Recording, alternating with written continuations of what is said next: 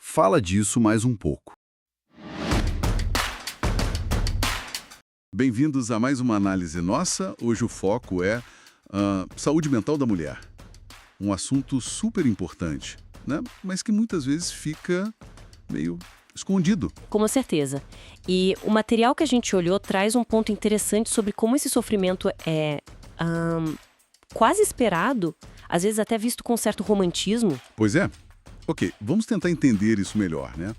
E para começar, já tem um dado assim que chama atenção. A fonte diz que 45% das mulheres brasileiras ali entre 18 e 65 anos já tiveram um diagnóstico de transtorno mental. Isso em 2023. Quase metade. Exato, principalmente ansiedade e depressão. Ou seja, é muita gente, né? Lidando com questões bem pesadas e muitas vezes sem apoio, sozinhas. É. E o que é fascinante aqui, quer dizer, fascinante no sentido de importante de notar, é que esses números eles não aparecem do nada, sabe? Eles são um reflexo claro, eu acho, do peso de uma sobrecarga que é sistêmica. Não é só individual. E tem toda uma pressão cultural em cima da mulher. Sim, essa sobrecarga. O material até quantifica isso e é assustador. Fala que 86% das mulheres se sentem responsáveis por basicamente tudo. Tudo. Casa, filho, trabalho. Exato. Cuidar dos outros. E aí vem aquela culpa, né? Por não dar conta, ou só por estar cansada mesmo. Uma cobrança por força o tempo todo. É uma cobrança enorme e se a gente conecta isso com os sintomas que a pesquisa levanta, faz todo sentido. Como assim? Bom, os dados mostram que 28% relatam um cansaço extremo, sabe? E 25% convivem com tristeza frequente. 25%? Pois é, parece que virou normal sentir isso, mas não é normal, né? É um espelho dessas pressões todas. E tem mais uma camada, né? O material entra na questão do ciclo reprodutivo. Menstruação, gravidez, o pós-parto, menopausa. Como isso afeta a saúde mental? Exato. E aqui fica bem interessante o dado da menopausa. 8 em cada 10 mulheres do Brasil dizem que sentem impactos psicológicos negativos nessa fase. 8 em cada 10? Ansiedade, depressão, até vergonha, isolamento, é muita coisa. E como a sociedade reage a isso, segundo o material. Ah, aí que tá. A reação comum descrita ali é de minimizar, sabe? Tratar como frescura. Ou como fraqueza, ou então simplesmente ignorar ou só medicalizar sem olhar para a causa real, para o impacto na vida da mulher. Ignorar ou medicalizar. Exato. E isso levanta uma questão bem importante que o estudo aponta. Como que a gente normalizou o esgotamento feminino? Quase como se fosse parte do pacote, né? Totalmente. O que nos leva a um outro ponto que a fonte levanta. Que falar sobre saúde mental da mulher é também um ato político. Sim, com certeza. A ideia é que não basta só o cuidado individual, né? O que mais é preciso, segundo essa análise? Preciso olhar para o coletivo. O material bate muito na tecla da necessidade de políticas públicas, sabe? De criar mais espaços seguros, de escuta, redes de apoio que funcionem de verdade. Redes de apoio reais. Isso. É sobre quebrar o silêncio, validar essa dor que muitas compartilham e construir caminhos de cuidado, de resistência mesmo. Normalizar o ato de pedir ajuda. Então, resumindo o que a gente viu aqui, a mensagem principal parece ser essa conexão forte, né? Entre a alta prevalência de questões de saúde mental nas mulheres e essa tempestade perfeita de sobrecarga, pressão social. E a cultura de minimizar o sofrimento. Exato. E é urgente reconhecer que esse esgotamento é real, é sistêmico. Perfeito. E vale muito reforçar o que o material diz sobre pedir ajuda. Não é sinal de fraqueza, de jeito nenhum. É um ato de coragem, de autoconsciência.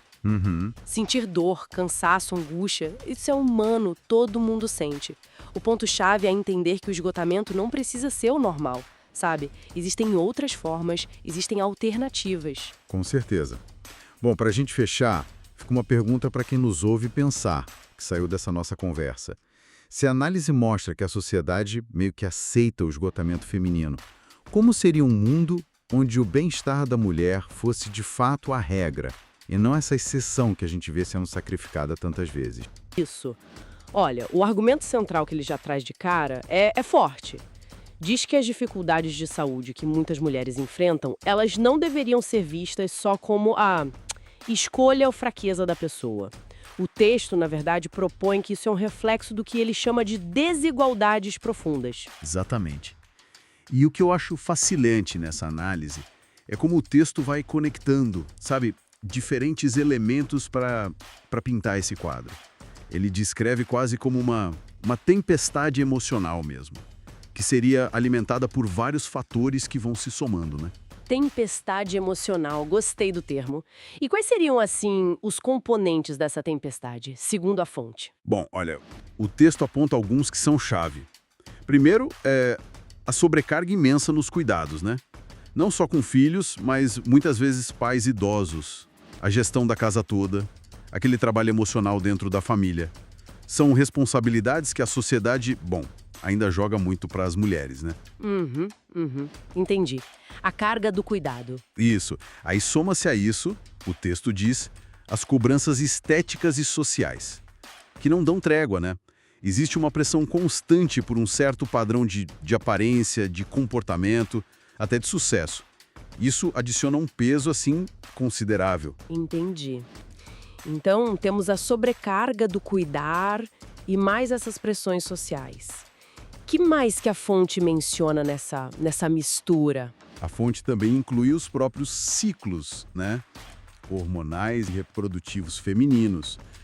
Não como uma causa única, isolada, claro, mas como um fator biológico que está ali, interagindo com todo esse contexto social, com a sobrecarga, e que pode, sim, intensificar a vulnerabilidade em alguns períodos. Certo. Biologia interagindo com o social e... Tinha mais um elemento crucial que a fonte destaca, não tinha? Algo sobre o suporte externo? Sim, e esse talvez seja o ponto que amarra tudo, sabe? A falta de políticas públicas de cuidado e acolhimento que funcionem de verdade.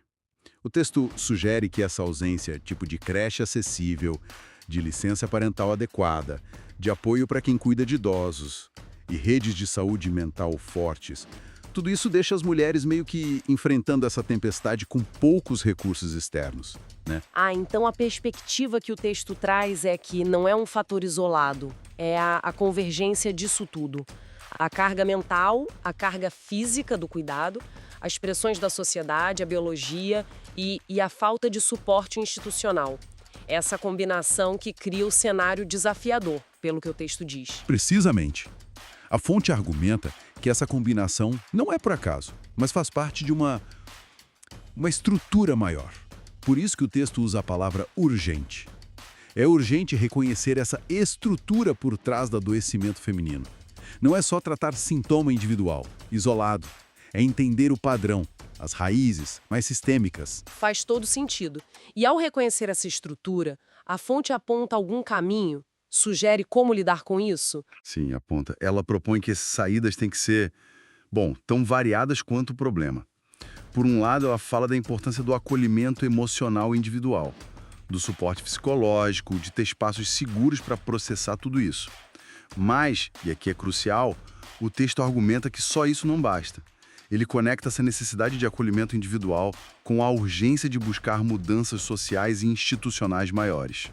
Isso incluiria, por exemplo, aquelas políticas públicas de apoio que a gente falou que faltam, né?